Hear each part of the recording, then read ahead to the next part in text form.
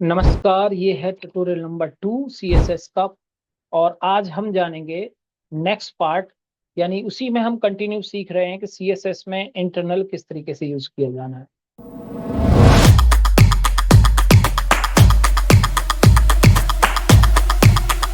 तो जैसे आप देख रहे हैं कि हमने यहाँ पर पहले सारे पैराग्राफ जितने इस पेज के थे उनको उनका कलर चॉकलेट और फॉन्ट साइज 18 पिक्सल कर दिया था। आइए कुछ जानते हैं नई और प्रॉपर्टीज इसके अंदर और क्या ऐड ऑन कर सकते हैं। तो देखो, अगर हम CSS में बात करें, अकेले 300 से 400 प्रॉपर्टी हैं और उससे ज्यादा भी हो सकती हैं। हर साल कुछ नई प्रॉपर्टीज ऐड होती रहती हैं, तो वो सबको याद रख पाना मुश्किल है। तो अभी हमें क्या करना होता है, विन विन प्रायोरिटी में जाना है। विन विन प्रायोरिटी मतलब जो मोस्टली यूज होती हैं वेबसाइट्स पे।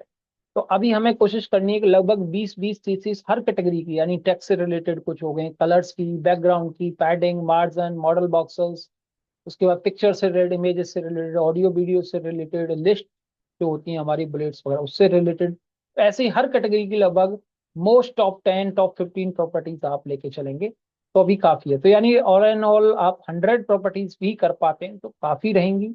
और कुछ प्रॉपर्टी ऐसी होती है कि जिनको 10 प्रॉपर्टी की बजाय एक प्रॉपर्टी याद कर लेते हैं तो उसी में काम हो जाता है। तो समझते हैं, हम आगे बढ़ते हैं। तो हमने पिछले क्लास में बताया था कि अगर हम स्टाइल के अंदर पी टैग लिखते हैं तो पी टैग लिखने मात्र से ही आपके सारा पैराग्राफ कलर हो गया इसी में।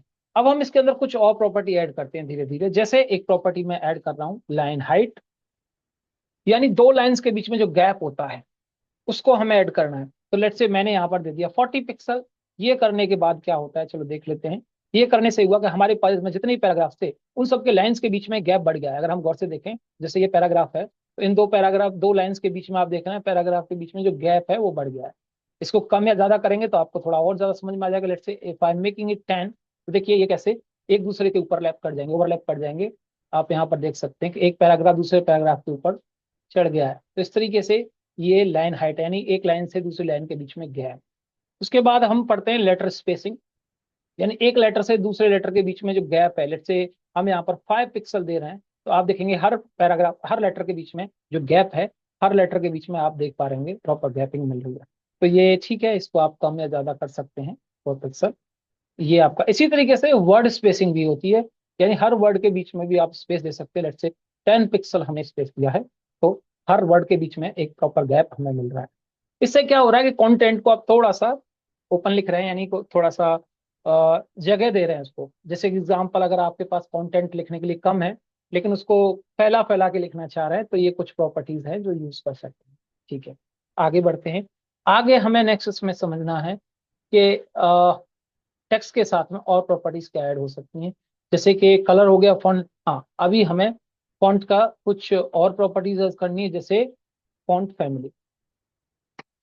फॉन्ट के नाम यहाँ पर आते हैं, यानी कि फॉन्ट क्या यूज करना चाह रहे हैं, bold, I mean Arial, Times New, ये फॉन्ट है।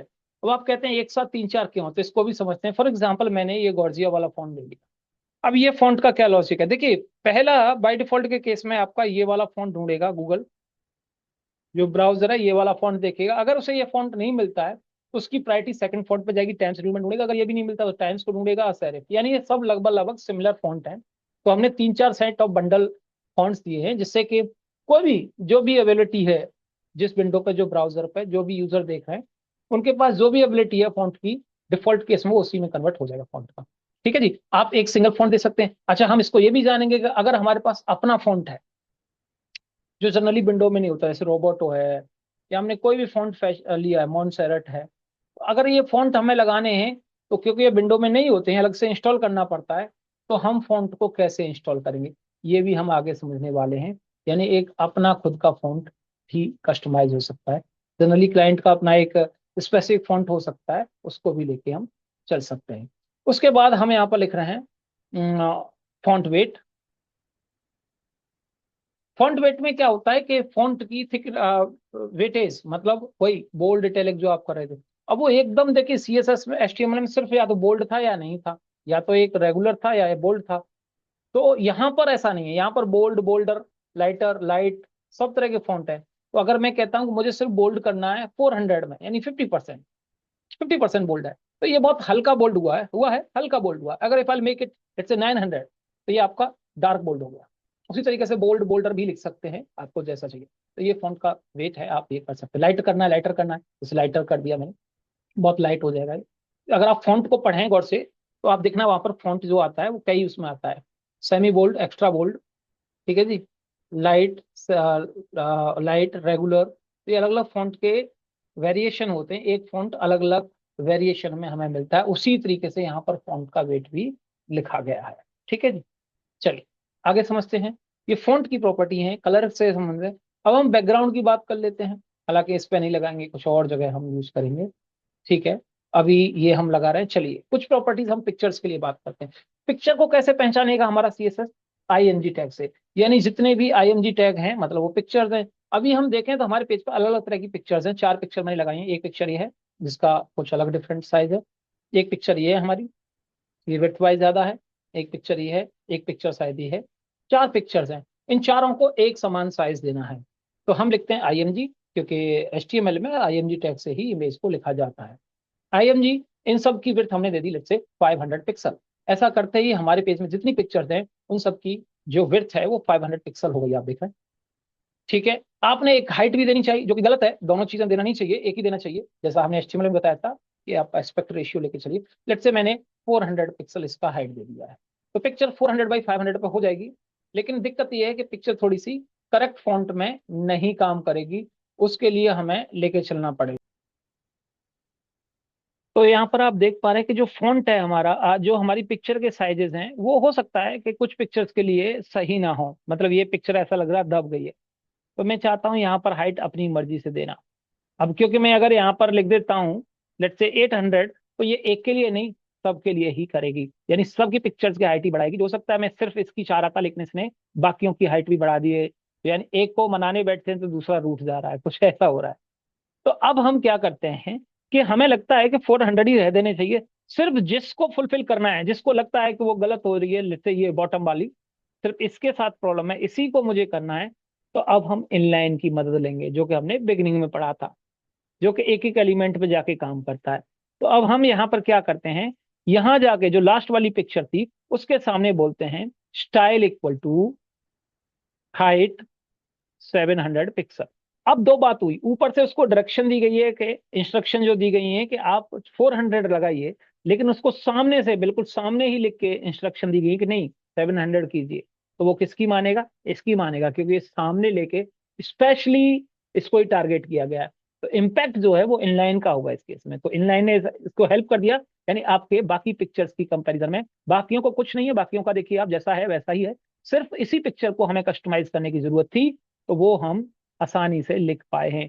इसी तरीके से फॉन्ट की बात करें कि हमने सारे कलर्स लगाए, लेकिन मुझे एक एक पर्टिकुलर पैराग्राफ था ये वाला, ये थोड़ा हट के कलर देना था और बोल्ड करना था। अब ऐसा अगर हम ऊपर करेंगे तो ये पॉसिबल नहीं, क्योंकि अगर हम यहाँ लिखेंगे बोल्ड तो वो सारे बोल्ड कर देगा, और यहाँ कलर चेंज करेंगे चॉकलेट की रेड तो वो सारे को करेगा।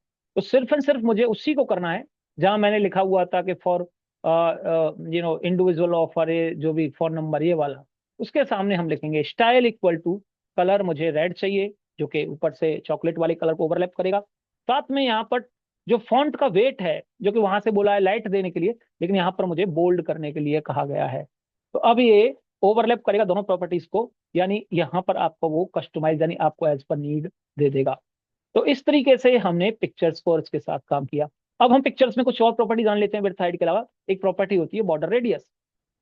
बॉर्डर रेडियस वाले तो मतलब मैथमेटिक्स में डायमीटर का हाफ होता है रेडियस, हिंदी में इसको त्रिज्या और व्यास बोलते हैं, जो लोग हिंदी से इसको समझ रहे हैं। तो त्रिज्या आधा होता है व्यास का, तो यानी कि इसके कोने राउंड होंगे चारों तरफ से, कि रेडियस, रेडियस मतलब वही होता है जो चारों तरफ से कॉर्नर पे इक्वल साइज का। तो लेट्स से मैंने 20 पिक्सल दिया है बॉर्डर रेडियस, तो इसका मतलब है पिक्चर के चारों कोने 20-20 पिक्सल से राउंड हो जाएंगे। ये व्हाइट बैकग्राउंड है, नहीं नजर आ रहा होगा अगर आप इसको देखें, तो ये देखिए कोने मुड़ गए इसके, इसके भी कोने मुड़ गए चारों तरफ से। अगर हम 20 की वजह 20% करते तो जो टोटल विड्थ और हाइट उसकी होती, उसका 20% ये रोटेट हो जाता, यानी कुछ ज्यादा कॉर्नर रोटेट हो जाते। तो आप देख सकते हैं पिक्चर राउंड हो रही है। ये काम पहले फोटोशॉप से होता था, जो अब सीएसएस से हो रहा है। तो ये प्रॉपर्टी CSS3 में आई है नई। इसी तरीके से हम बॉर्डर लगा रहे हैं। बॉर्डर की देखिए कितनी सारी प्रॉपर्टी हैं। अब मैं आपको एक प्रॉपर्टी पढ़ाता हूँ, बाकी ये 10 प्रॉपर्टी बच जाएंगी आपकी। एक प्रॉपर्टी में ही समझ आइए, बॉर्डर में 3 खासियत होती हैं। बॉर्डर का कलर क्या रखना है, पहले तो ये डिसाइड करिए। बॉर्डर का थिकनेस कितना रखना है, यानी उसका साइज कितना रखना है बॉर्डर का। दूसरी बात, तीसरी बात, बॉर्डर की स्टाइल क्या लेनी है, उसको डैश डैश करके ड्रॉ करना है, या एक सॉलिड लाइन लेनी है, या डॉटेड लेनी है। तीन चीजें हैं। अब ये इतना लंबा चौड़ा लिखने की जरूरत है नहीं, तो आपने सीक्वेंस मैटर नहीं करता है, किसी भी सीक्वेंस में लिखिए। लेट्स से मेरा मन हुआ कि मैं कलर पहले लिख देता हूँ, तो मैंने लिखा ब्लू कलर में चाहिए बॉर्डर, ठीक है। फिर मेरा मन हुआ कि मैं स्टाइल लिख देता हूँ, डॉटेड चाहिए मुझे। फिर मैंने कहा कि इसकी थिकनेस लिख देते हैं, 3 पिक्सल का बॉर्डर मुझे चाहिए।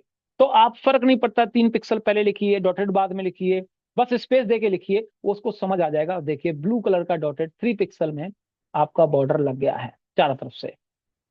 आप इसको सॉलिड कर दीजिए। मन हुआ कि सॉलिड बिगिनिंग में लिखना है या लास्ट में लिखना है, ऐसा कोई दिक्कत नहीं है, उसको समझ आता है कि सॉलिड कलर का नाम नहीं है, सॉलिड एक स्टाइल का नाम है। तो आपकी 10 प्रॉपर्टी बच गई आपको, border style, border colour, border, ये एक लाइन में हो गया काम आपका।